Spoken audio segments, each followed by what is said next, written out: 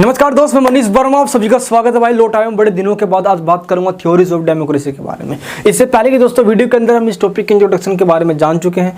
आज किस क्लास के अंदर हम बात करने वाले हैं थ्योरीज ऑफ डेमोक्रेसी का सबसे पहला पार्ट। दैट मीन्स दोस्तों थ्योरीज ऑफ डेमोक्रेसी के 3 पार्ट्स हैं। सबसे पहला दोस्तों पार्ट जो है वो क्लासिकल लिबरल डेमोक्रेसी। सेकंड है दोस्त हमारा डेलिबरेटिव, सुना होगा भाई आपने, है डेलिबरेटिव दोस्तों हम विमर्शी कहते हैं। एंड दोस्तों थर्ड को प्रोसीडरल यानी कि प्रक्रियात्मक लोकतंत्र या डेमोक्रेसी के नाम से जानते हैं।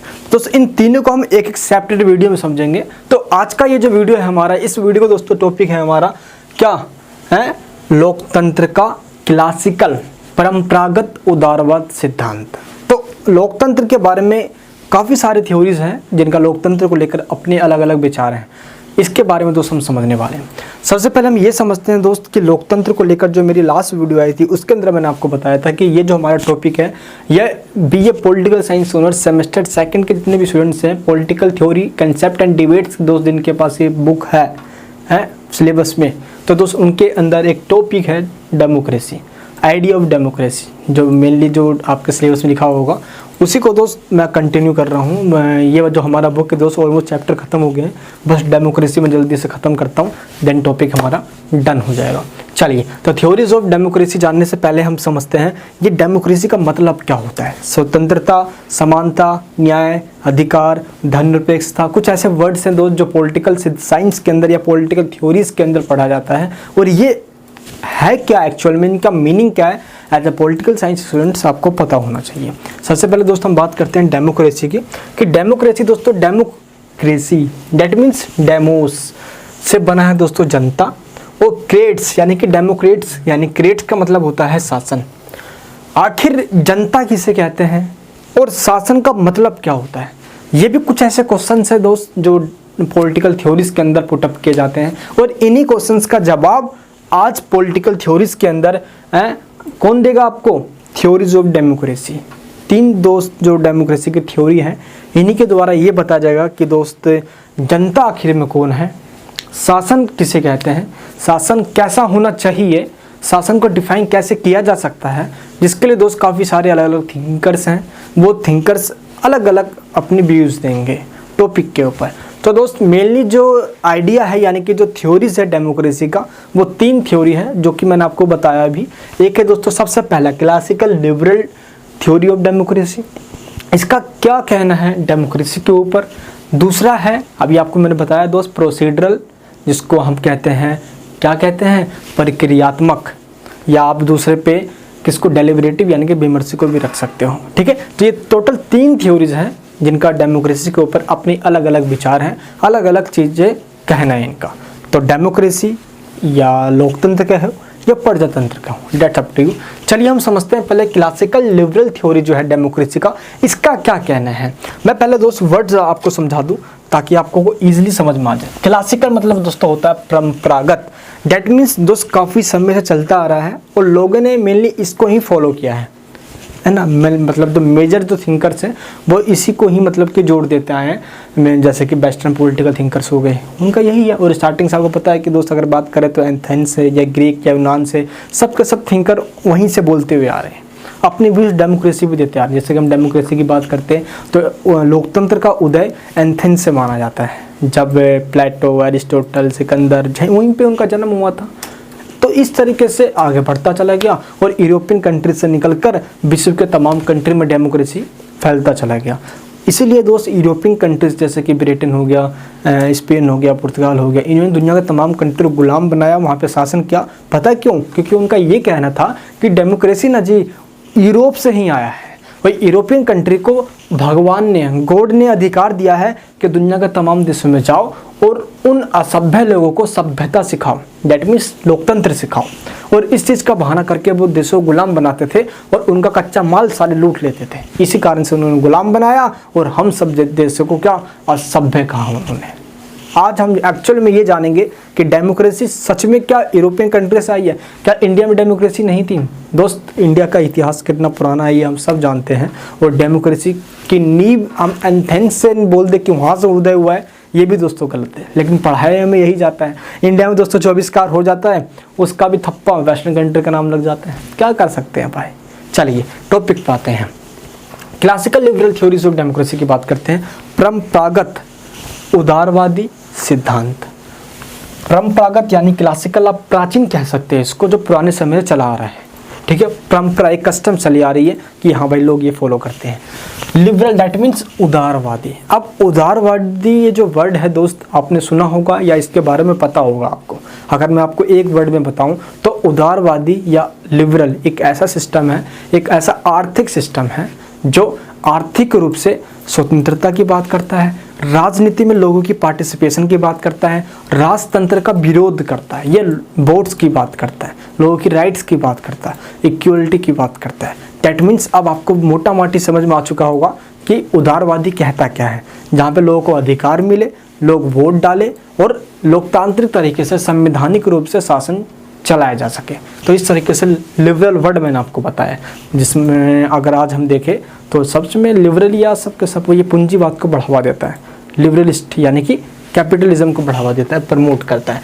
तो डेमोक्रेसी के ऊपर लिबरल क्लासिकल जो व्यूज़ है इनका क्या कहना है देखते हैं पहले हम। चलिए दोस्तों थोड़ा हम गहराई में जाते हैं। सबसे पहले आते हैं दोस्तों इंग्लैंड में, है ना। इंग्लैंड यानी कि देखो यूरोप का सेंटर पूरा इंग्लैंड हुआ करता था पहले। दुनिया के लगभग दोस्तों 170 कंट्री को उसने गुलाम बना रखा था, इसलिए दोस्तों थोड़ा इसको काफ़ी बढ़ावा दिया जाता है। तो यूरोपियन कंट्रीज़ में जब दोस्तों लोकतंत्र का प्रसार होना स्टार्ट हुआ, लोकतंत्र का स्प्रेड हुआ, फैलना स्टार्ट हुआ, तो वहाँ की जो पहले की जो सिस्टम थी वो धीरे धीरे ख़त्म होता चला गया। आपको दोस्तों जान के आश्चर्य होगा कि दुनिया भर के लोग जितना तानाशाही नहीं देखे उतना उससे ज़्यादा तानाशाही दोस्तों यूरोपियन कंट्रीज़ के लोगों ने भी देखा है। जैसे कि फ्रांस रेवोल्यूशन हो गया आपका, है दोस्तों, स्पेन में भी देख लो, स्पेन का सिविल वॉर हो गया। तो तमाम तरह के पुर्तगाल में भी बहुत तानाशाही देखी गई, ऐसा नहीं कि तानाशाही वहाँ पे नहीं थी। तो दोस्त वहाँ पे क्या था कि जो स्टेट है, राज्य है, उसके ऊपर चर्च का अधिकार हुआ करता था। राज्य और राजा, है ना, राज्य और राजा that means both are same, यानी कि जो राजा है, जो चर्च कहेगा उसकी बातों को मानकर शासन चलाता था। तो धर्म का बोलबाला ज़्यादा हो गया था, इसलिए धर्म का बोलबाला यानी कि राज्य से धर्म को हटाने के लिए अब धर्म सुधार आंदोलन हुआ। 15वीं सेंचुरी धर्म सुधार आंदोलन हुआ, उसके बाद पुनर्जागरण हुआ, क्योंकि लोगों को धर्म के नाम पे जो पागल बनाया गया था उनको फिर से जगाना था। पुनर्जागरण काल के अंदर लोगों को फिर से जगाया गया, पॉलिटिकल रूप से उनके अंदर एक्टिवनेस आ गया। इसके बाद आगे चल के क्या हुआ दोस्त, मोनार्की सिस्टम को ख़त्म करने की बात की गई, क्योंकि राजतंत्र का मतलब लोकतंत्र कभी नहीं हो सकता। अब राजतंत्र खत्म करके प्रजातंत्र की बात करते चले गए, और धीरे धीरे करके दोस्त जो रिलीजियस ट्रेडिशन चला आ रहा था, धर्म का जो बोलबाला था, उसको भी ख़त्म किया गया। मोनार्की, राजतंत्र भी खत्म हुआ। यूरोपियन कंट्रीज़ की बात कर रहा हूँ, ठीक है। आगे चल के दोस्तों पूरा मतलब समाज मुक्त हो गया, जकड़न से पूरा मुक्त हो गया। तो जाके दोस्तों फंडामेंटल्स जो सोसाइटी के लिए है, जो मूल मंत्र है, फंडामेंटल्स क्या हो सकते हैं। उदारवाद का फंडामेंटल क्या है, उदारवाद का फंडामेंटल है क्या, स्वतंत्रता, लिबर्टी, इक्वलिटी, समानता, जस्टिस, न्याय है, सेकुलरिज्म, धर्मनिरपेक्षता। दोस्त इस ऐसे ऐसे वर्ड्स है, एंड राइट्स भी, अधिकार। तो 5 ये दोस्तों उदारवाद के मूल मंत्र हैं। इस मूल मंत्र को प्राप्त करने के लिए, इनको पाने के लिए लोकतंत्र एक जरिया है, एक साधन है, और इस तरीके से दोस्त लोकतंत्र का प्रसार यूरोपियन कंट्रीज़ में होना स्टार्ट हो गया। मैं फिर से रिपीट करूंगा इस वर्ड को।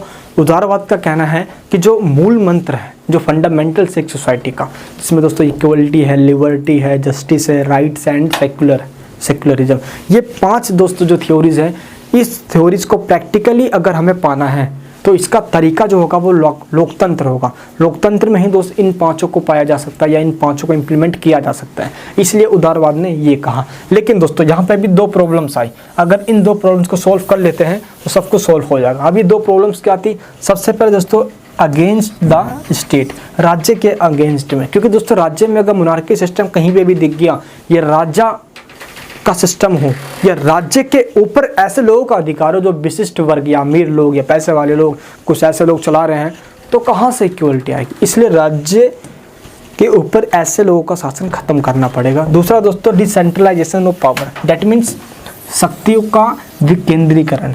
अगर पावर किसी एक लोगों के हाथ में ही लिमिटेड रूप से, मतलब कि बिल्कुल सीमित कर दी गई, बस जो है करता धरता वही है, तो लोकतंत्र का दोस्तों कोई नामो निशान नहीं रहेगा। इसलिए इन 2 समस्याओं का समाधान करना होगा, जिसके में against the state, that means state में जो चल रहा है इसको खत्म करना होगा, एंड डिसेंट्रलाइजेशन करना होगा हमें पावर का, यानी कि जो पावर है उसको बांटना होगा। ऊपर से नीचे और बट जैसे कि देश में हम भारत में बात करें तो सबसे ऊपर सेंट्रल गवर्नमेंट है, स्टेट गवर्नमेंट है, देन पंचायती सिस्टम है, तो डिसेंट्रलाइजेशन करना होगा। चलिए दोस्तों, इसके लिए 3 शर्तें निर्धारित की गई। ये सारे जो बता रहा हूँ दोस्त, ये क्लासिकल लिबरल जो डेमोक्रेसी थ्योरी उनके व्यूज चल रहे हैं, ये ध्यान रखना है आपको। चलिए, अब 3 कंडीशन क्या लिखी गई, अगर हमें क्या करना है, इन 2 प्रॉब्लम्स को सॉल्व करना है तो इसके लिए 3 कंडीशन होगी। अब वो 3 कंडीशन कौन कौन सी है, चलिए जानते हैं। वो दोस्तों 3 कंडीशन होगी, आइए भाई। Yes, separation of state from religion. हमें पहले क्या करना होगा, धर्म को राज्य से अलग करना होगा। दैट मीन्स राज्य को धर्म से अलग करना होगा। राज्य और धर्म जब तक एक साथ रहेंगे, राजनीति धर्म पर आधारित हो जाएगी और वैसे सांप्रदायिकता फैलेगी, और जो कहते नहीं है कि एक सेकुलर स्टेट कभी नहीं बन पाएगा। इसलिए मूल मंत्र को प्राप्त करने के लिए क्या करना होगा दोस्तों, स्टेट को धर्म से अलग करना होगा, पहली बात। दूसरी बात क्या है दोस्तों, जो फेडरल सिस्टम हुआ करता था, सामंतवादी व्यवस्था हुआ करती थी, उनसे एग्रीमेंट करना होगा, उनसे रिलेशंस करना होगा, ताकि इस तरीके से कोई फेडरल अपनी ताकत को दिखाकर किसानों के बीच में या जमींदारी प्रथा के आड़ में असमानता ना फैलाए। क्या करे, समानता आनी चाहिए। इसलिए नेक्स्ट दोस्तों, पॉलिटिकल पार्टिसिपेशन को प्रमोट करना होगा। पॉलिटिकल पार्टिसिपेशन दैट मीन्स, इसका मतलब होता है कि लोगों की भागीदारी को बढ़ाना होगा, लोग पॉलिटिकल रूप से एक्टिव हों, वो जाने कि शासन कैसे चलाया जाता है, वोटिंग का मतलब क्या होता है, एक वोट एक आदमी एक वोट, इसका मतलब क्या होगा।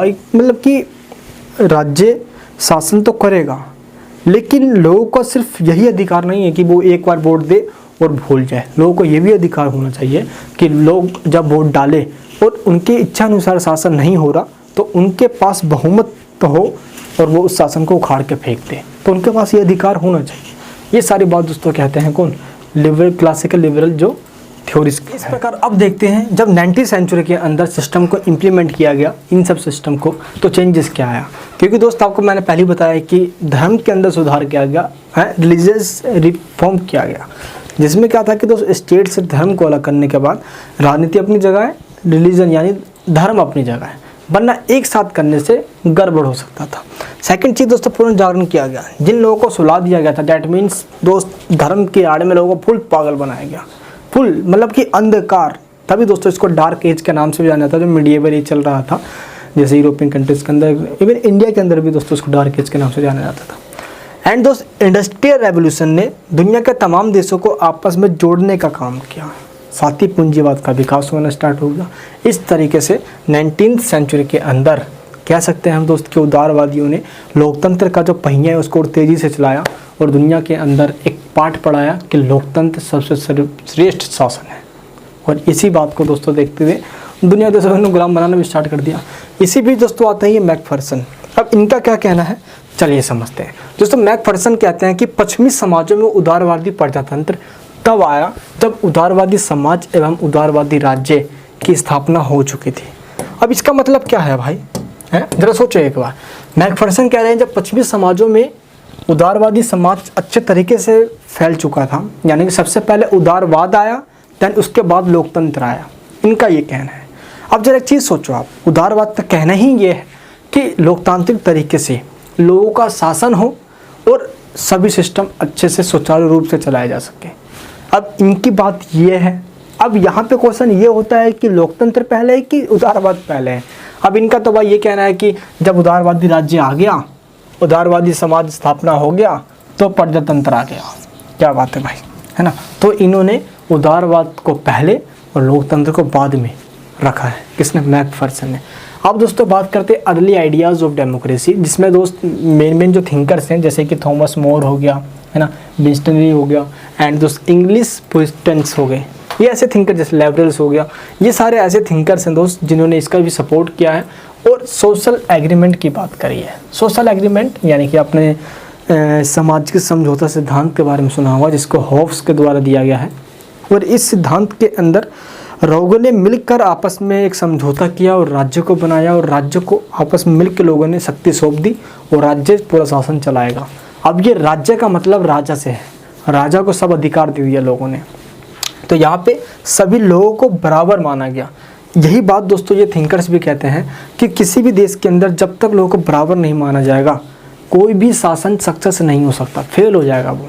तो इन्होंने बराबरी की बात करी। एग्जाम्पल के लिए दोस्त थॉमस होब्स की हम बात करते हैं, क्योंकि इसने जो सोशल एग्रीमेंट का जो इनका थ्योरी था उसके अंदर इन्होंने सभी लोगों को क्या किया, every person is consider N equal participant in the agreement, सबको इन्होंने दोस्तों इक्वल माना। बात करते दोस्तों जॉन लॉक्स की, जो कि पब्लिक इंटरेस्ट थ्योरी की बात किया इन्होंने। क्या बात इन्होंने कही, इस पर थोड़ा हम गौर करते हैं, क्योंकि इनका दोस्तों थ्योरी काफ़ी इंपॉर्टेंट भी है और काफ़ी कॉम्पिटिटिव एग्जाम्स के अंदर पूछा जा सकता है। मैं दोस्त चीज़ों को इस तरीके से प्रेजेंट कर रहा हूँ ताकि अगर MCQ क्वेश्चंस भी अगर आप सॉल्व कर रहे हो तो उसमें आसानी से आप कर पाओगे। चलिए दोस्तों, तो जॉन लॉक का क्या कहना है, इनका दोस्तों ये कहना है कि जो अल्टीमेट सोर्स है पावर का वो क्या हो दोस्त, वो जनता होनी चाहिए।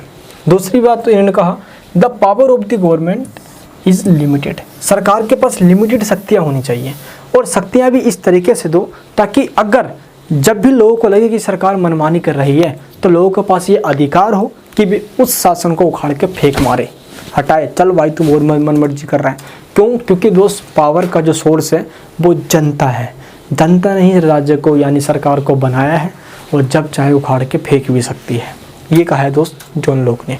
और क्योंकि जो सरकार बनी है यानी जो राज्य है इसका मेन जो रिस्पॉन्सिबिलिटी है वो क्या है, वो है नेचुरल राइट को प्रोटेक्टिव रखना, सिक्योर रखना। अब ये नेचुरल राइट क्या है भाई, नेचुरल राइट के अंदर दोस्तों right to life, right to property और राइट टू लिबर्टी, ये 3 ऐसे राइट हैं जिसको नेचुरल राइट कहता है जॉन लॉक। और ये राइट राज्य को सिक्योर रखने के लिए ही बनाया गया है और लोगों ने मिलकर एक एग्रीमेंट किया और सत्ता सौंप दी राजा को, भाई अब क्या करना है तुम्हारा काम, राजा काम क्या है, इन तीनों राइट्स को सिक्योर रखना। जो भी इन तीनों राइट को सिक्योर नहीं रख पा रहा है लोग जाहिर से बात उनको हटा देंगे, ये दोस्तों जॉन लॉक कहता है।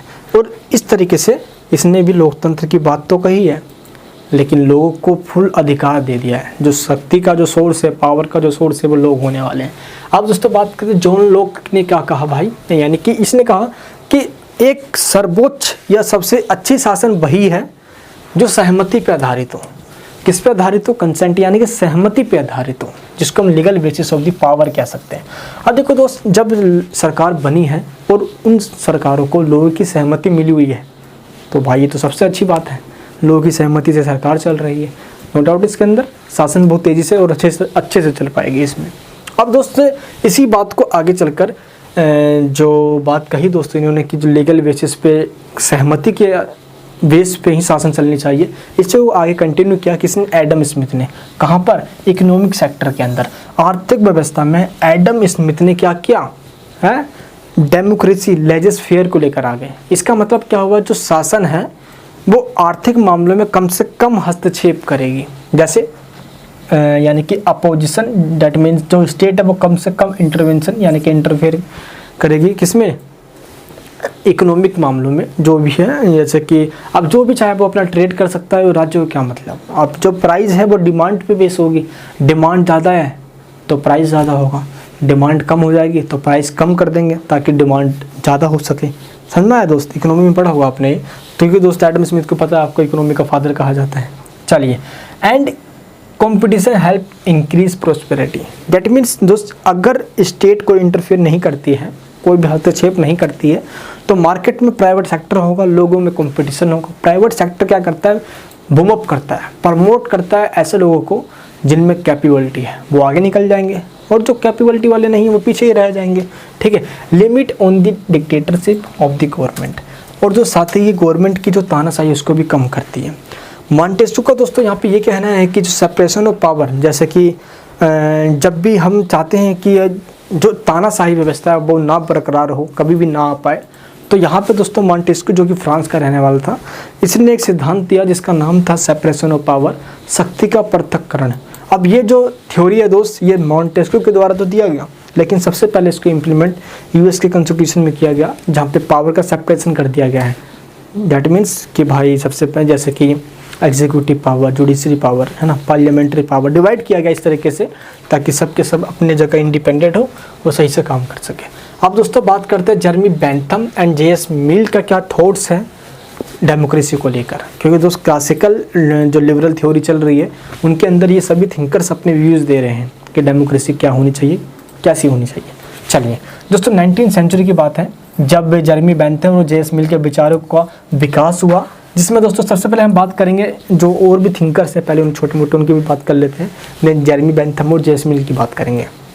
जेफरसन दोस्तों ये अमेरिकन था, बेंथम एंड मिल इंग्लैंड के थे, ठीक है। इनका दोस्तों जो इन्फ्लुएंशियल थिंकर है, यानी कि इन्होंने काफ़ी प्रभावित किया लोगों को। जैसे कि दोस्तों जेफरसन है, इसने शक्ति की बात करी। इसने ये कहा कि जो पावर है उसको अपने कंट्रोल्ड में रखना चाहिए, किसमें, नियंत्रित में रखना चाहिए। अगर ये पावर सरकार ने अल्टीमेट तरीके से प्राप्त कर लिया तो वो तानाशाही बन सकती है, जेफरसन का ये कहना है। बेंथम क्या कहता है दोस्तों, बेंथम जो ऐसे पेशे से दोस्तों एक लॉयर था, ये वकील था ये, तो इसने ये कहा कि maximum pleasure of the maximum persons, अधिकतम लोगों का अधिकतम सुख होना चाहिए। ज़्यादा से ज़्यादा लोग अगर खुश हैं तो वो शासन सबसे अच्छी काम कर रही है और वो सबसे अच्छी शासन है।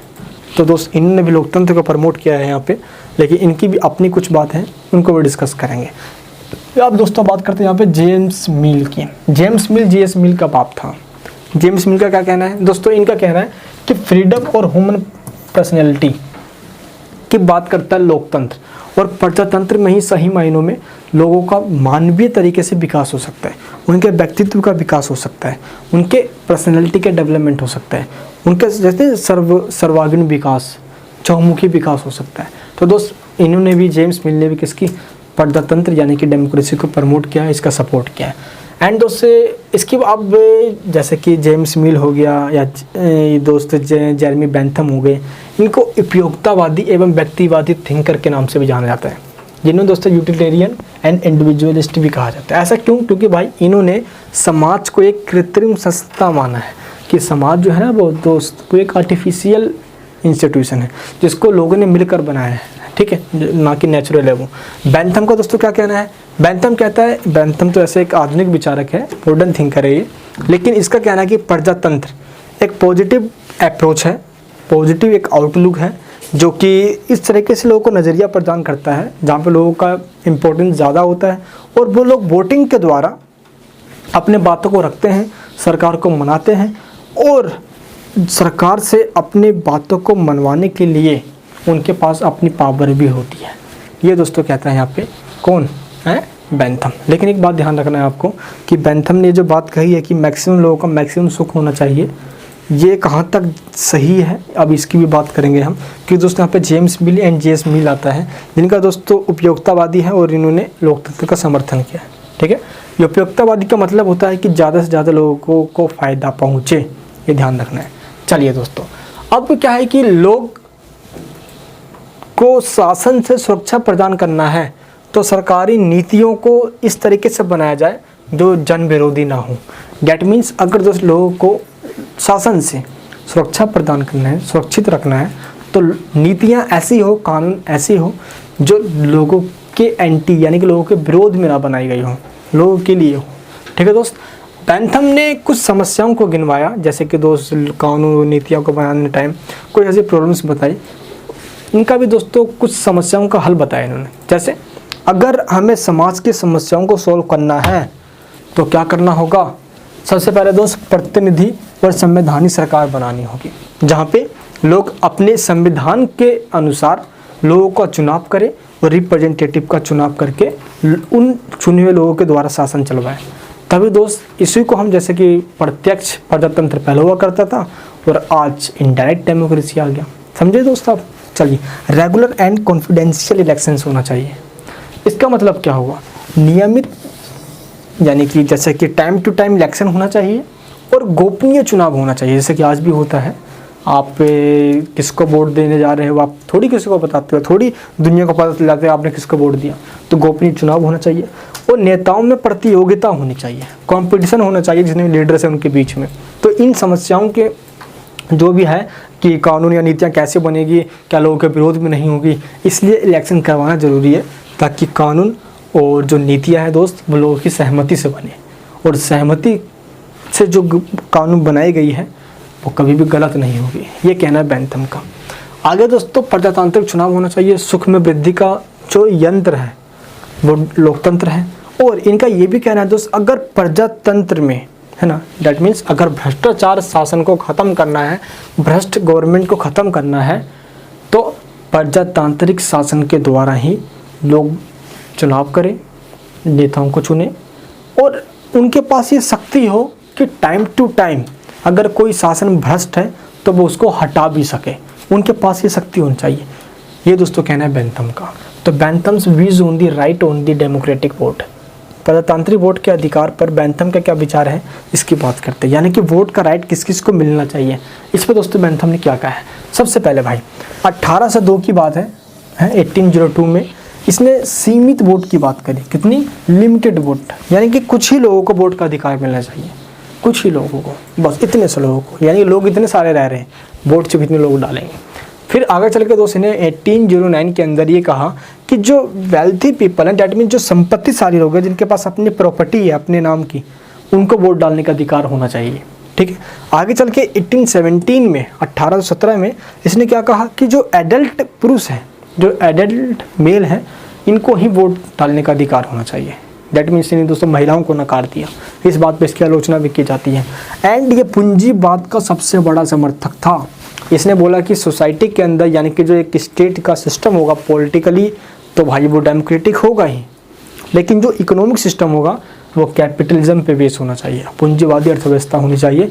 दोस्त इसका सबसे बड़ा ये संरक्षक था, कस्टोडियन था, किसका?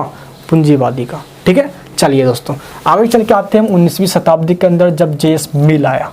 जेएस मिल जब दोस्तों आया तो उसने पता है जब भी कोई भी थिंकर्स आता है तो अपने व्यूज साथ लेकर आता है, लेकिन जाहिर सी बात दोस्तों ये जितने भी थिंकर्स अभी मैंने आपको बताया है, इन सबके थिंकर्स में ऐसा नहीं है कि इनके सबके एक ही व्यूज़ हों, कहीं ना कहीं सभी व्यूज़ में इनके सभी थॉट्स के अंदर अलग दिख जाएगा आपको। राजनीतिक व्यवस्था की दोस्तों इसने मांग करी, प्रतिनिधि सरकार की बात करी, लेकिन जो सरकार होगी वो हस्तक्षेपी होगी। दैट मीन्स वो इंटरफेयर नहीं करेगी लोगों के मामलों के अंदर। लोकतांत्रिक व्यवस्था होना चाहिए। साथ ही दोस्त जैसे कि बेंथम ने कहा था कि शासक अगर दमन करने वाला हो, वही बात कहा जेएस मिल ने भी, अगर शासक दमन करने वाला हो तो लोगों को अधिकार हो वो उसको हटा सके। प्रभावी यंत्र अगर हम बात करें तो वो प्रजातंत्री हैं, वो लोकतंत्री हैं, जो ऐसे सरकार को हटाने का अधिकार लोगों को देता है, उनके पास वोटिंग का राइट होता है। अब दोस्तों यहाँ पे देखते हैं कि मानव जाति का विकास धीरे धीरे करके हुआ, लेकिन एक चीज़ ध्यान रखना है, लोकतंत्र के अंदर ही लोगों का नैतिक क्षमता का जो विकास होता है वो सिर्फ और सिर्फ लोकतंत्र में ही हो सकता है। ये दोस्तों यहाँ पे आपको जितने इंग्लिश मीडियम वाले बच्चे हैं वो यहाँ पे ध्यान रखना है। यहाँ पे बस दोस्तों एक वर्ड है लेजर फेयर, मैं आपको इसके बारे में बता देता हूँ लेजर फेयर का मतलब क्या होता है।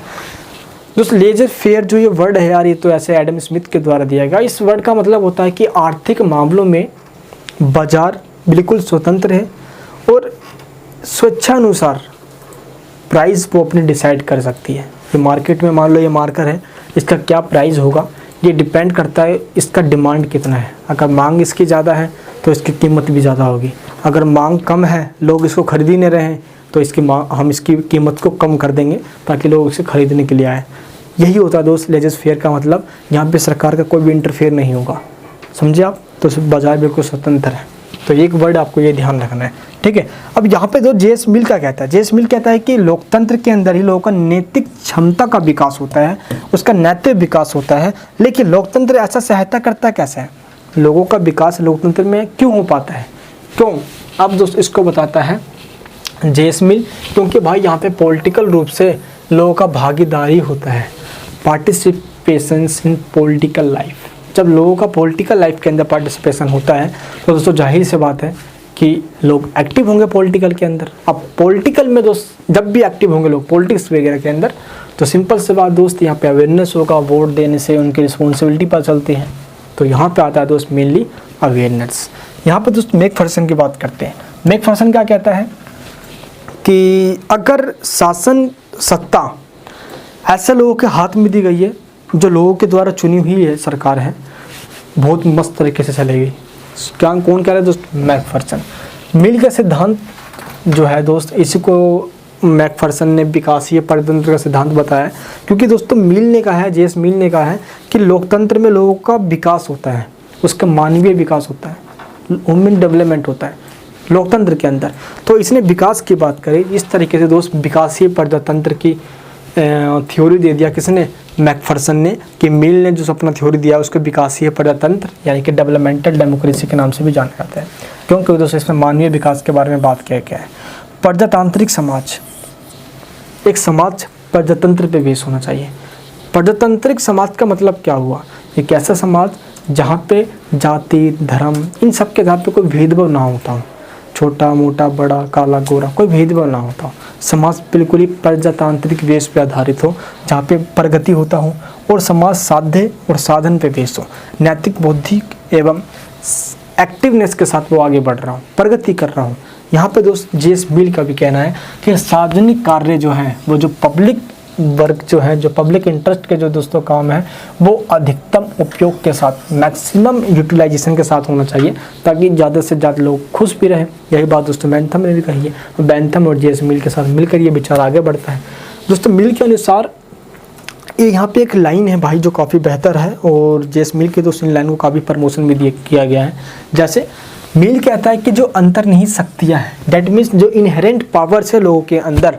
मान लो दोस्त कि आपके अंदर कोई ऐसी शक्ति है, कोई आपके अंदर कोई एक ऐसी पावर है ना, क्या से दोस्तों कोई हिडन टैलेंट, आपके अंदर कोई ऐसी टैलेंट है, और ये टैलेंट दोस्तों समाज के अंदर लोग जो रह रहे हैं वो ऐसा आपको सपोर्ट करे ताकि जो आपका वो टैलेंट है वो आगे निकल कर आए, तो वो समाज सबसे अच्छी है। जैसे कि दोस्तों जो नीरज चोपड़ा जी हैं भाई, आपको पता है कि भाई कप फेंका उन्होंने, या तो पूरा ओलंपिक में हिला डाला। आपको पता होना चाहिए दोस्त की सरकार ने नीरज चोपड़ा जी के ऊपर लगभग 4 से 5 करोड़ रुपये खर्च करते हैं उनके ट्रेनिंग के अंदर। तो 4 से 5 करोड़ का सरकार को 15-20 करोड़ रुपये खर्च करें, कोई दिक्कत नहीं है। जब टैलेंट लोगों में है तो उनके टैलेंट को आगे बढ़ाने के लिए सोसाइटी को, गवर्नमेंट को क्या सपोर्ट करना चाहिए, तो दोस्त वो सोसाइटी सबसे अच्छी समाज मानी जाएगी।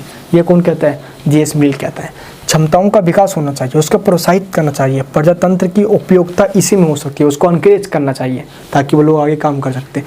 तभी जाके दोस्त पता चल पाएगी कि यूटिलिटी ऑफ डेमोक्रेसी, उसी समाज के अंदर यूटिलिटी हो पाएगी डेमोक्रेसी की, जिस समाज के अंदर लोगों के द्वारा एक दूसरे की क्षमताओं के प्रमोशन एनकरेज करने की बात हो, प्रोत्साहित करने की बात हो, तब जाकर दोस्तों, क्योंकि पता है कि लोगों को शासन से, सत्ता से सवाल पूछने का, जवाब जानने का, उंगली उठाने का जो डायरेक्ट अपॉर्चुनिटी देता है दोस्त, वो है हमारा प्रजातंत्र। तो प्रजातंत्र इसलिए भी ज़रूरी है क्योंकि ये डायरेक्ट अपॉर्चुनिटी देता है लोगों को सत्ता से सवाल जवाब करने का, शासन से पूछने का।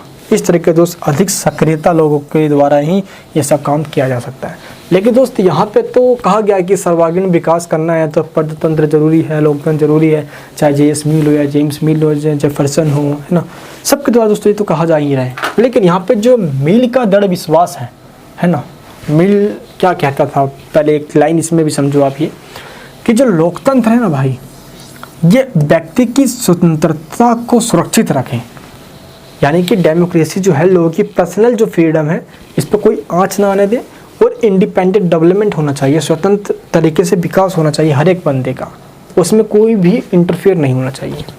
मूल धारणा आखिरकार ये बन चुकी है कि कार्य में प्रत्यक्ष रुचि हो, सहभागिता हो और प्रतिनिधि सरकार हो, लोगों के द्वारा चुनी हुई सरकार हो तो अच्छी होगी यहाँ पे। लेकिन यहाँ पे दोस्त आपको ये भी ध्यान रखना चाहिए कि कानूनों को बनाने में और विचार या चर्चा या कार्य, इन सब चीज़ों में दोस्त करने के लिए, तार्किकता का निर्माण करने के लिए आपस में लोगों का जुड़ा होना बहुत ज़रूरी है, जो कि दोस्त एक लोकतंत्र का एक अहम बात है दोस्त। जहाँ पे विचार, चर्चा, परिचर्चा नहीं होती, जहाँ पे लोगों से पूछा पाछी नहीं होती, वो किस बात का लोकतंत्र है। इसलिए जेम्स मिल कहता है अगर किसी की बात गलत भी है और कोई सही कह रहा है तो दोस्त दोनों की बात को सुनो, इसकी भी सुनो और इसकी भी सुनो। इससे क्या होता है कि गलत है क्यों और सही है क्यों, आपको इससे गलत और सही का पता चलता है। इसलिए जेम्स मिल कहता है कि गलत की भी सुनो। ऐसा नहीं है कि दोस्त कि कोई तर्क गलत दे रहा है तो उसकी बातों को दबा दो, नहीं, सुनो उसकी बात, आखिर गलत क्यों है। अब दोस्त हम सभी चीज़ों को अच्छाई तरीके से समझते जाएंगे तो हमें कभी गलत का पता नहीं चलेगा। ऐसा होता नहीं, तो अक्सर हम जिस इंसान को सही समझते आए हैं एंड में आके वही धोखा दे देता है। क्यों? क्योंकि हमें वही चीज़ दिखता है उसके अंदर जो हम अपने मन में सोचते आए हैं। जब तक हमें कोई बताता नहीं भाई उसने मेरे साथ ऐसा कर दिया है, तब हमें समझ आता अच्छा बेटा उसने तेरे साथ ऐसा किया। यानी कि एक ऐसा नज़रिया आपको पता चल पाया उस जगह से कि अच्छा मेरे साथ भी ऐसा हो सकता है। तो गलत और सही का हमें सबको पता होना चाहिए। ठीक है दोस्त, अब जेम्स मिल का वोट के अधिकार पे कुछ व्यूज़ है जो आपको पता होना चाहिए। कि वोट का अधिकार कैसा होना चाहिए। देखो, वोट का अधिकार जो है वो मन मर्जी के शक्ति से भी बढ़कर है। क्यों? क्योंकि दोस्त ऐसा नहीं है कि हमने वोट दे दिया वो शासक मन मर्जी करे, ऐसा बिल्कुल भी नहीं। क्यों? क्योंकि भाई ये मानसिक प्रगति है, वोटिंग का सिस्टम मानसिक प्रगति है। आप वोटिंग का चूज किस तरीके से करते हो ये आपकी मानसिकता को दर्शाता है। आप किसको वोट कर रहे हो आपकी मानसिकता को बताता है। ये जेम्स मिल कह रहा है, नैतिक स्वायत्ता है ये। आप किसको वोट करो ये आपकी मर्जी है, आपकी ऑटोनोमस है, ये मोरलिटी के बेस पे आप जिसको चाहे उसको वोट कर सकते हो। लेकिन दोस्त जेम्स मिल ने एक व्यक्ति एक वोट को मना कर दिया। इसने कहा कि नहीं, एक व्यक्ति एक वोट नहीं होना चाहिए। ऐसा क्यों? क्योंकि जो संपत्तिहीन मजदूर वर्ग हैं ये सोसाइटी में ज़्यादा होते हैं, मतलब समाज में इनकी संख्या ज़्यादा होती है, और जो संपत्तिशाली वर्ग है इनकी समाज संख्या कम होती है। तो अगर संपत्तिहीन मजदूर वर्ग की सरकार बन जाए, दैट मीन्स जो भी प्रॉपर्टी लेस वर्किंग क्लास है, अगर मजदूर वर्ग की सरकार बन जाए तो ये सिर्फ अपने ही सरकार अपने लिए कानून बनाएंगे। जो प्रॉपर्टी वाले दोस्तों लोग हैं, संपत्तिशाली लोग, इनके कोई सरकार कानून ही नहीं बनाएंगे। ये हो जाएगा। पहली बात तो इसने ये कहा। दूसरी बात ये कहा कि अगर समाज के अंदर पढ़े लिखे लोगों को अनपढ़ लोगों के बराबर, जो अनपढ़ लोग वगैरह तो उनके बराबर दर्जा दे दिया जाए तो उन लोगों की क्या वैल्यू रह जाएगी जो पढ़े लिखे लोग हैं। इसलिए एक व्यक्ति एक वोट का सिद्धांत गलत है। कौन कहता है? जेम्स मिल कहता है। उन लोगों को, जो पढ़े लिखे लोग हैं, उनका वोट वैल्यू ज़्यादा होना चाहिए जो अनपढ़ लोग हैं। वोटिंग का राइट सबको, बट कुछ लोगों को इसने वोटिंग का राइट बिल्कुल भी नहीं दिया। और ये बात दोस्तों इसने अपनी बुक में बताई है, जिसका बुक का नाम है रिप्रेजेंटेटिव गवर्नमेंट 1861। दोस्तों इसकी बुक कब आई थी? 1861 में दोस्तों इसकी ये बुक आई थी। और इस बुक के अंदर दोस्त इसने बताया कि किन लोगों को वोटिंग का राइट नहीं होना चाहिए। किन लोगों को? जो संपत्ति से वंचित है, संपत्ति ही नहीं है, जो दिवालिये हैं, जिनको पागल घोषित कर दिया गया है, बर्बाद हो चुके हैं, जो आरक्षित हैं। आरक्षित मतलब जो सरकार से सब्सिडी लेते हैं, सरकार से किसी प्रकार की सहायता लेते हैं, जो टैक्स नहीं देते हैं, इन सभी लोगों को वोट का राइट बिल्कुल भी नहीं होना चाहिए। ये अपनी इसने बुक जो है इसके रिप्रेजेंटेटिव गवर्नमेंट उसमें बताया है। चलिए भाई, अब यहाँ पे दोस्तों एक लाइन है, संपत्तिशाली वर्ग, बुद्धि वर्ग, अगर इनको ही वोट का अधिकार दे दिया जाए तो कैसा रहेगा। तो जेम्स मिल कहता है कि जो भी प्रॉपर्टी वाले लोग हैं, जिनके पास प्रॉपर्टी है, जो विशिष्ट वर्ग हैं, पैसे वाले लोग, जिनके पास बुद्धि है, क्यों? क्योंकि ये पॉलिटिकल रूप से भी एक्टिव होते हैं, तो इन्हीं लोगों को से वोट का अधिकार होना चाहिए। इसी को दोस्तों जेम्स मिल ने बहुल वोट प्रणाली कहा है। क्या कहा? मल्टीपल वोट सिस्टम का है, क्योंकि इनमें क्वालिटी भी होता है और ये अच्छे से पार्टिसिपेट भी कर सकते हैं। तो ऐसे लोगों को वोट का अधिकार मत दो। दोस्तों इसने तो महिलाओं को भी और आदिवासियों को भी अलग कर दिया था वोटिंग के राइट से, जेम्स मिल ने। तो चलिए यहाँ पे दोस्तों एक आगे चल के एक लाइन कहता है अपनी बुक के अंदर, ये क्या कहता है? यह केवल उपयोगी नहीं बल्कि दुखदायी होगा कि देश का संविधान यह घोषणा करे कि एक अनपढ़ व्यक्ति भी उतनी ही राजनीतिक शक्ति होगी जितना एक पढ़े लिखे की। क्या बात है भाई, एक अनपढ़ व्यक्ति की शक्ति उतनी ही होगी जितनी एक पढ़े लिखे व्यक्ति की है। तो ये एक दुख की बात है, ये जेम्स मिल अपनी बुक के अंदर बता रहे हैं। तभी मैंने आपको कहा भाई किसी एक व्यक्ति एक वोट की बात को पूरा साफ नकार दिया। ठीक है, चलिए तो दोस्तों इस बात पे हम बिल्कुल साफ कह सकते हैं कि ये इक्वलिटी को प्रमोट करने वाला बंदा बिल्कुल भी नहीं है। कौन? जेम्स मिल। इसलिए दोस्तों इसको नेगेटिव लिबर्टी में या नेगेटिव लिबरलिज्म में भी रखा जाता है। ठीक है, बट इसने प्रजातांत्रिक या लोकतांत्रिक व्यवस्था की बात इसने कही है। क्यों? क्योंकि ये प्रजातांत्रिक जो व्यवस्था है वो मानवतावादी विकास का साधन है। वो क्या करता है? समस्याओं का हल तो करता है, साथ ही वो मनुष्य का विकास भी करता है। जो लोकतंत्र शासन चलाने का ही मात्र तरीका नहीं है, ये लोगों को जीने का ढंग सिखाता है कि जीने का तरीका क्या होना चाहिए लोकतांत्रिक तरीके से। ठीक है, साथ ही दोस्त ये प्रतिनिधि सरकार की बात करता है। सरकार प्रतिनिधित्व हो, यानी कि लोगों के द्वारा चुनी हुई सरकार हो और स्वतंत्र रूप से वो अपना सरकार चला सके, वो इसकी भी बात करता है। यहाँ पे दोस्तों कुछ लाइन है, जैसे कि परंपरागत उदारवादी जो लोकतांत्रिक जो विचारक हैं, जैसे दोस्तों ग्रीन हो गया, टी.एच. ग्रीन हो गया, वार्कर हो गया, लॉस्की हो गया, वुडरो विल्सन हो गया, इन सभी ने दोस्तों समर्थन किया है किसका, इस थ्योरी का, यानी कि परंपरागत उदारवादी लोकतांत्रिक जो थ्योरी जो दोस्तों अब तक हम पढ़ते आ रहे थे, अभी तक दोस्तों जो भी मैंने बताया ये सब के सब परंपरागत उदारवादी लोकतंत्र यानी क्लासिकल लिबरल थ्योरी के द्वारा ही कही जा रही है। तो दोस्तों इन्होंने भी इसका समर्थन किया है 20वीं सेंचुरी के अंदर। क्यों दोस्तों, अब 20वीं सेंचुरी जब हम आते हैं तो पॉलिटिकल पार्टीज बन जाती है। पहले पॉलिटिकल पार्टीज ना भी कोई चीज़ तो हुआ नहीं करती थी, है ना, काफ़ी साल पहले। अब दोस्तों पॉलिटिकल पार्टीज वगैरह भी आ गई, तो इन पॉलिटिकल पार्टीज से मजबूती मिली। तो जीएस मिल कहता है कि नहीं, पॉलिटिकल पार्टी ने क्या किया है, जैसे कि दोस्तों यहाँ पे कौन बताता है, वुड्स बताता है भाई, काफ़ी सारे थिंकर्स हैं, कि पॉलिटिकल पार्टी ने लोगों को संगठित करने का, ऑर्गेनाइज करने का काम किया, और इस ऑर्गेनाइज के द्वारा लोग क्या हुए, संगठित हो गए। ऐसे में आगे चल के क्या कहता है जेएस मिल, नहीं भाई अब लोगों को ना क्या करना चाहिए, मत अधिकार देना चाहिए, यानी कि वयस्क मताधिकार, एडल्ट फ्रेंचाइज की दोस्तों बात करता है ये। अब यहाँ पे बात आ जाती है कि जेएस मिल ने भी आगे चल के मान लिया कि सभी को वोटिंग का राइट होना चाहिए, ठीक है, और जिसमें दोस्तों मजदूर वर्ग भी क्यों ना हो या आधारहीन वर्ग भी क्यों ना हो, यानी दोस्त इसने जो वोटिंग का राइट है यानी फ्रेंचाइज का जो सिस्टम है उसको क्या किया, विस्तार किया, उसको और आगे बढ़ाया। और आगे चल के दोस्तों जिसमें उदारवादी लेखक जैसे कि मैकाइवर हो गए, इन्होंने पॉलिटिकल जो पार्टीज़ वगैरह होती है उसके पे जोड़ दिया कि लोकतंत्र जहाँ पे भी है वहाँ पे पॉलिटिकल पार्टीज़ का होना ज़रूरी है, वरना लोगों को ये नहीं पता होगा कि हमें वोट किसको देना है।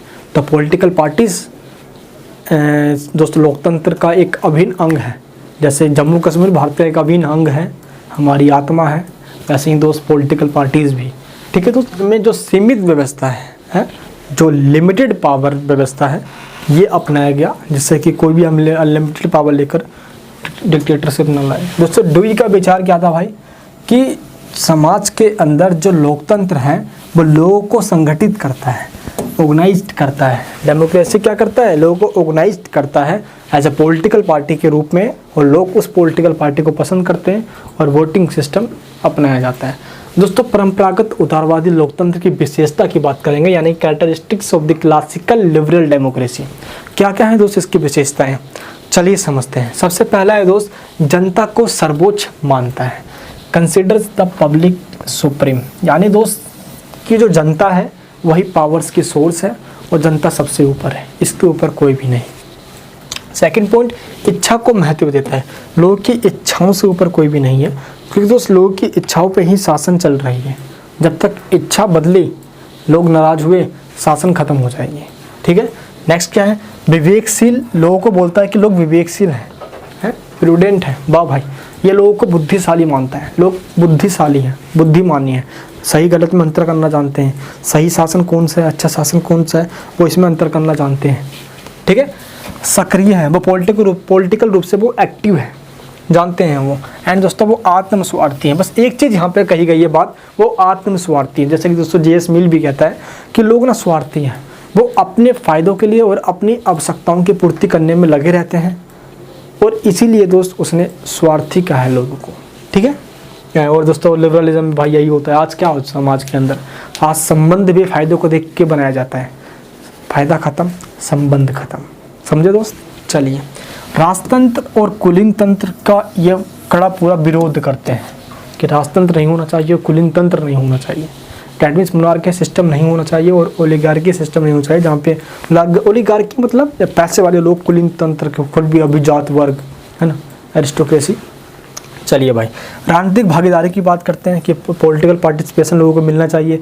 अगर ज़्यादा से ज़्यादा लोग पॉलिटिकल रूप से पार्टिसिपेट करेंगे तो पॉलिटिकल अवेयरनेस बढ़ेगी, साथ ही दोस्त देश में लोकतांत्रिक का जो ये पहिया है और तेज़ी से बढ़ेगा, क्योंकि लोकतंत्र का मतलब क्या होता है, लोगों का शासन हो, जहाँ तक हो सके लोगों का शासन हो, लोग पार्टिसिपेट करें शासन के अंदर, सोच विचार में वृद्धि करता है, संवैधानिक राज्य बना पाता है और स्वतंत्र न्यायपालिका की स्थापना कर पाता है। दोस्तों इस तरीके से बहुमत शासन के लिए क्या जरूरी है, लोकतांत्रिक शासन, तभी दोस्तों मेजोरिटी रूल लागू किया जा सकता है। प्रतिनिधि और नौकरशाही की बात करता है कि प्रतिनिधि और नौकरशाही मिलकर सभी शासन को चलाते हैं। और आर्थिक असमानता, दोस्त सबसे बड़ी पॉइंट है, ये ध्यान रखना भाई, उदारवादी यानी कि दोस्त क्लासिकल लिबरल जो थ्योरी है, ये इकोनॉमिक इनइक्वलिटी को बढ़ावा देता है किसको? आर्थिक असमानता को बढ़ावा देता है, समानता को नहीं, असमानता को बढ़ावा देता है। डेट मीन्स दोस्त जिसके पास पैसा है वो तो आगे बढ़ जाता है, क्योंकि भाई कैपिटलिज्म का प्रमोट कर रहा है, मार्केट बिल्कुल फ्री है, गवर्नमेंट इंटरफेयर नहीं करेगी। ये तो लेजर फेयर की बात करते हैं एडम स्मिथ, है ना। तो इस लेजर फेयर के चलते जिसके पास पैसा है वो आगे बढ़ जाएगा, क्योंकि पैसे से पैसा बनता है। सरकार कोई भी हेल्प नहीं कर रही गरीब लोगों को, तो वो तो बेचारे गरीब रह जाएंगे। जैसे जो हर्बर्ट स्पेंसर एक थिंकर है, हर्बर्ट स्पेंसर ने क्या कहा था कि 2 पौधों को एक साथ उगाओ और दोनों में एक साथ ही पानी डालो, बट जो पानी का जो लेवल तो दोनों में ही इक्वल है, हम रोज़ दोनों को पानी डाल रहे हैं। एक पेड़ जो है वो तेज़ी से बढ़ रहा है और एक जो है वो मुरझ गया पूरा, है ना, बस ख़त्म हो गया, वहीं पे मुरझा गया पूरा, अब वहीं पे ख़त्म हो गया। इसलिए दोस्त क्या हो रहा है, इसमें गलती किसकी है? उस पौधे की, उसके अंदर वो कैपेबिलिटी नहीं थी कि भाई वो आगे बढ़ पाए। इसमें इसलिए राज्य को ऐसा नहीं है कि छोटे वाले पौधों को हेल्प देना चाहिए, उसमें अलग से सीड्स या खाद डालना चाहिए, ऐसा कुछ भी नहीं। जिसमें कैपेबिलिटी वो आगे बढ़ेगा, जिसमें कैपेबिलिटी नहीं वो मर जाए, ख़त्म हो जाए अपना। ये दोस्तों कहा था हर्बर्ट स्पेंसर के द्वारा। इसको नेगेटिव लिबर्टी का दोस्तों एक थिंकर माना जाता है। चलिए दोस्त, तो इसी तरीके से ये पॉलिटिकली समानता की बात करते हैं, लेकिन इकोनॉमिक इनइक्वलिटी की बात करते हैं। ये आपको पता होना चाहिए। ये आर्थिक असमानता की बात करते हैं और राजनीतिक समानता की बात करते हैं, ठीक है। इकोनॉमिक इनइक्वलिटी की बात करते हैं और पॉलिटिकल इक्वलिटी की बात करते हैं। राजनीति में सबको बराबर मानते हैं, लेकिन आर्थिक रूप से अंबानी सबको नहीं बनाना चाहते हैं। कुछ अंबानी और अडवाणी भी होंगे, टाटा बिरला भी होंगे, तो कुछ रेडी पटरी वाले भी होंगे। तो जैसे कि मैकफर्सन क्या कहता है कि हम अंतर को ख़त्म करना चाहते हैं, है ना, लेकिन अंतर कब खत्म हो जाएगा भाई? क्योंकि भाई निजी स्वामित्व है, प्राइवेट सेक्टर, और प्राइवेट सेक्टर के अंदर एक पहिया जो होता है ना दोस्त, ये एक ही बंदा चला रहा होता है, घुमा रहा होता है इसको। अमीर लोग, बड़े बड़े लोग, जिनका स्टेट के ऊपर पर्दे के पीछे वो काम कर रहे होते हैं, और आज भी दोस्तों वही है, और ऐसा ही कहा भी जाता है ना। चलिए अब हम क्लासिकल लिबरल जो थ्योरी है इसकी आलोचना करते हैं। तो ठीक, बहुत कह लिया इसने, बहुत बातें बता दी। आलोचना में क्या बताएंगे? सबसे पहले दोस्त कुछ बिहेवियरल या बिहेवियरिस्ट राइटर हैं, दैट मीन्स थिंकर हैं, जिनमें नाम आता है भाई लॉर्ड ब्राइस का आता है, ग्राहम बेल्स का आता है। इन्होंने क्या कहा, जैसा कि अभी आपको मैंने बताया कि जो लिबरल क्लासिकल जो थ्योरी है उसका ये कहना है कि सभी व्यक्ति विकासशील, दैट मीन्स विवेकशील होते हैं, प्रूडेंट होते हैं, उनके पास बुद्धि होती है, वो जानते हैं कि अच्छा शासन कौन सा है, बुरा शासन कौन सा है, वो अंतर करना जानते हैं।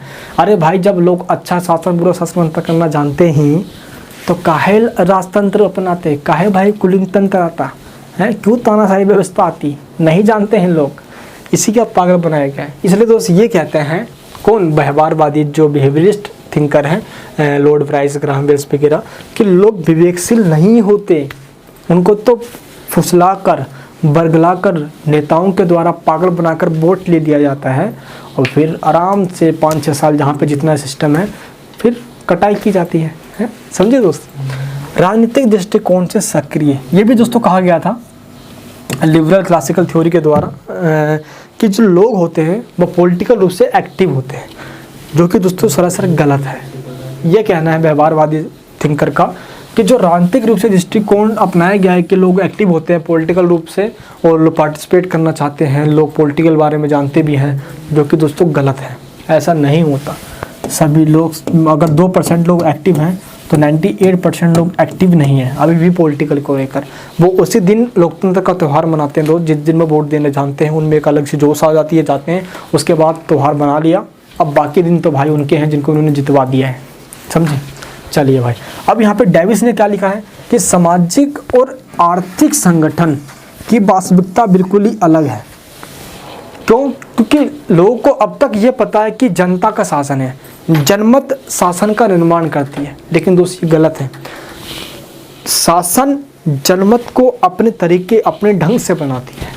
बहुत बड़ी लाइन है दोस्तों, ये सही से समझना। हम ये समझते आए हैं अब तक, ये कहा जाता है कि जनमत ने मिलकर शासन को बनाया है, लोगों ने मिलकर शासन को बनाया है, लेकिन अब व्यवहारवादी जो थिंकर्स है वो ये कहते हैं कि नहीं है। इनका क्या कहना है कि जो शासन है ना, जो शासन चला रहे हैं, अब वो जनता को अपने तरीके से, अपने ढंग से इस तरीके से बनाते हैं कि लोग उनको ही वोट देते हैं, उनको ही वोटिंग करते हैं।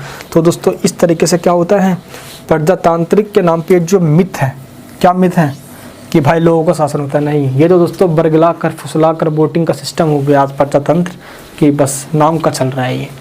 शुम्बिटर का दोस्तों ये कहना है कि शुम्बिटर क्या कहता है कि सामान्य हित के नाम पर जो नीति निर्माण किया जाता है कि भाई ये तो सभी के लिए है, जनरल इंटरेस्ट में है, ये सरासर गलत है। क्योंकि बार्कर भी कहता है कि व्यक्ति और समाज की प्रकृति को जाने बिना हम लोगों के बारे में नहीं बता सकते। और दोस्त ये जो सिस्टम है ना, लिबरल क्लासिकल थ्योरीज, परंपरागत उदारवादी सिद्धांत, ये मात्र एक कल्पना है, एक इमेजिनेशन है कि नहीं भाई अच्छा इस तरीके से जितने भी जेएस मिल हो गया, बेंथम हो गया, अधिकतम लोग अधिकतम सुख हो गया, एक मानवीय विकास की बात, ये सब जो विकास कर रहे हैं। क्योंकि उदारवाद का मतलब क्या है?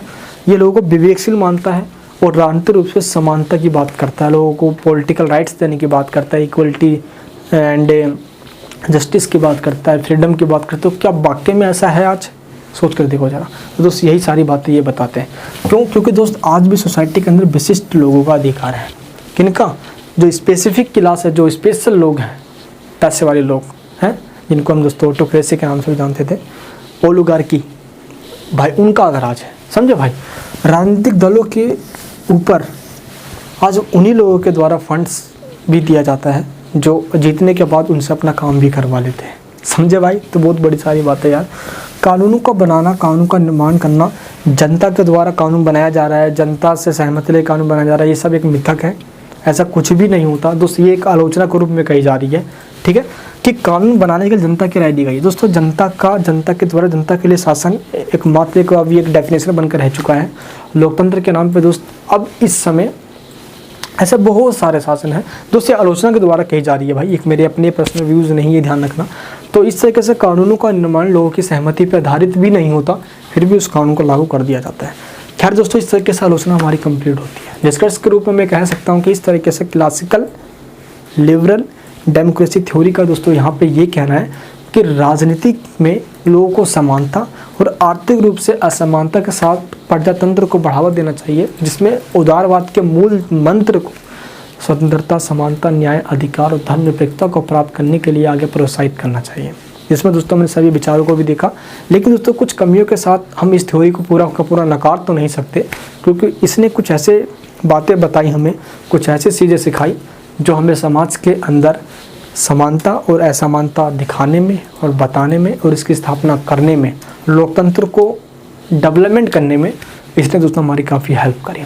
इस तरह के दोस्त हमारी आज की वीडियो यहीं पे समाप्त होती है। अब हम बात करेंगे इसके सेकंड थ्योरी की, जो क्या है प्रोसीडरल डेमोक्रेसी थ्योरी, है ना। प्रोसीडरल यानी कि प्रक्रियात्मक लोकतांत्रिक सिद्धांत। अब दोस्तों जब मैं इसको समझाऊंगा नेक्स्ट वीडियो के अंदर, तो आपके टॉपिक और क्लियर होते चले जाएंगे। ये टॉपिक आपको कैसे समझ में आया मुझे कमेंट बॉक्स में बताना। इसका दोस्तों फर्स्ट पार्ट आ चुका है, तो जिसको जरूर देख लेना। इसके फर्स्ट पार्ट के लिंक नीचे वीडियो के डिस्क्रिप्शन बॉक्स के अंदर है। अब मिलेंगे हम जल्द सेकंड पार्ट के अंदर। मैं मिलूंगा दोस्तों नेक्स्ट वीडियो के अंदर।